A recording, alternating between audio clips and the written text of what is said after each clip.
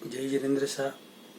Subject है बाहरी तप तपस्या का गूढ़ रहस्य। मान कषाय बढ़ने से कितनी अधोगति होती है और मान कषाय कम होने से कितनी ऊर्ध्वगति होती है, उस पर एक दो उदाहरण से हम समझते हैं, रियल उदाहरण से समझते हैं। उपसम श्रेणी से आगे बढ़े हुए साधक 11वें गुण स्थान में जाकर भी मान कषाय की वजह से सिद्धियां बहुत होती है। लोग, पब्लिक उनको अपने कंधों पर लेकर नाचती है, मान कषाय बढ़ जाता है। उस 11वें गुण स्थान में गए हुए साधक को भी नीचे के गुण स्थानों में अधोगति में आना पड़ता है। वो आगे नहीं बढ़ पाते, 12वें गुण स्थान में नहीं जा पाते, 13वें गुण स्थान में तो केवल ज्ञान उत्पन्न हो जाता है।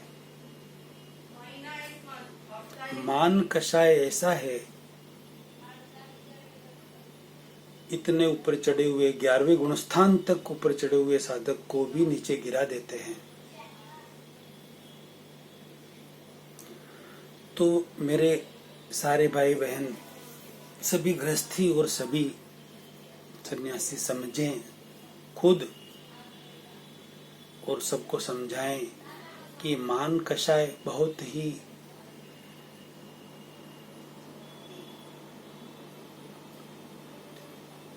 उसके कारण अधोगति निश्चित है।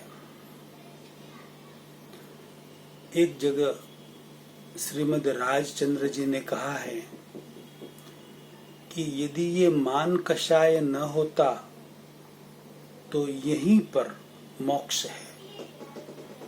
इतनी बड़ी बात कह दी। मान कषाय नहीं होता तो यहीं पर मोक्ष हो जाता। इस मान कषाय की वजह से ही मोक्ष रुका हुआ है। उसका एक रियल उदाहरण भगवान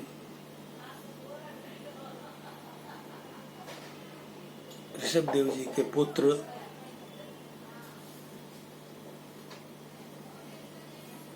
बाहुबली जी ने दीक्षा नहीं ली। भगवान के पास जाकर वो खुद ही अलग तपस्या करने लगे। उन्होंने दीक्षा इसलिए नहीं ली कि उनसे छोटे भाइयों ने पहले दीक्षा ले ली और उनके मन में यह था कि मैं मेरे छोटे भाइयों को वंदना कैसे करूं, मैं तो बड़ा हूं।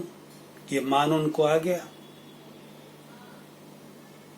बाहर वो अपनी साधना कर ही रहे थे।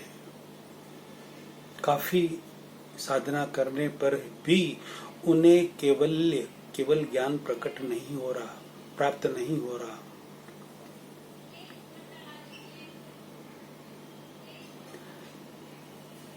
उनकी ही बहनें ब्राह्मी और सुंदरी ने आकर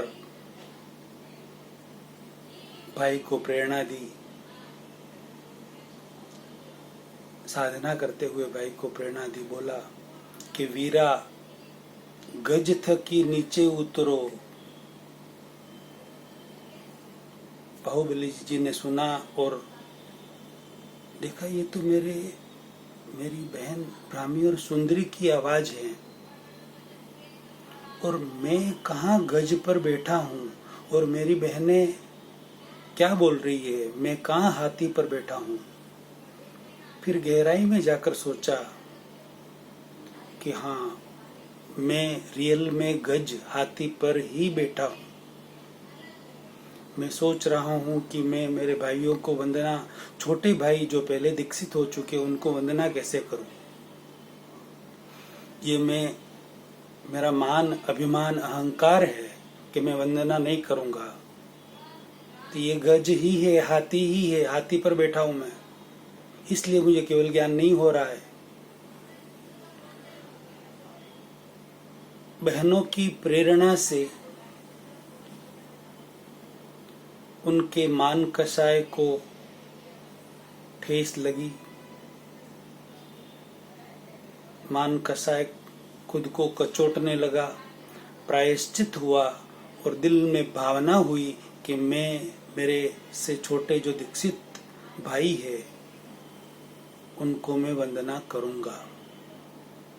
मान कसाय टूटा, मन में भाव हुए और उन्हें केवल्य प्राप्त हो गया, केवल ज्ञान प्रकट हो गया। मान कसाय इस आत्मा का मोक्ष मार्ग में बहुत बड़ा शत्रु है, दुश्मन है। सबसे बड़ा दुश्मन मान कसाय है। इसलिए आप सबसे विनम्र निवेदन है, किसी भी हालत में, ये तो त्याग तपस्या की बात है, तप तपस्या की, आप किसी भी हालत में किसी भी तरीके से मान सम्मान के चक्कर में न पड़कर, समता में रहकर, समभाव में रहकर, यदि आपको सामाजिक सेवा भी करनी है, किसी पद पर भी आना है, या आ गए हैं या आने की इच्छा भी है, तो मान की इच्छा न रखकर आप काम करेंगे तो आप जरूर पुण्य का बंधन, अच्छे पुण्य का बंधन करेंगे। और मान पाने की इच्छा रखकर आप काम करेंगे तो आपका जो समय है वह भी वेस्ट होगा, आपकी मेहनत भी वेस्ट होगी और आप ऊर्ध्वगति की ओर नहीं, अधोगति की ओर जाएंगे। तो सोचे समझे, इस मान कसाय को पहचाने, और एक मान कसाय आने से दूसरे सारे अपने आप खींचे आ जाते हैं। मान नहीं मिलता है तो क्रोध भी करते हैं, माया भी करते हैं, कपट भी करते हैं, लोभ भी करते हैं, सब कुछ करते हैं। मान तो चाहिए ही चाहिए, कुछ भी करे। तो सब कसाय कर लिए और अधोगति का कर्म बांध लिया। तो इस मान कसाय को पहचाने, समझे, सोचे और अच्छी तरह से आगे बढ़े। जय जिनेंद्र साहब, ये वीडियो आपको अच्छा लगा हो तो सब अपने ग्रुप में शेयर करें, अपनी प्रतिक्रिया दें। अगला प्रवचन अगले वीडियो में।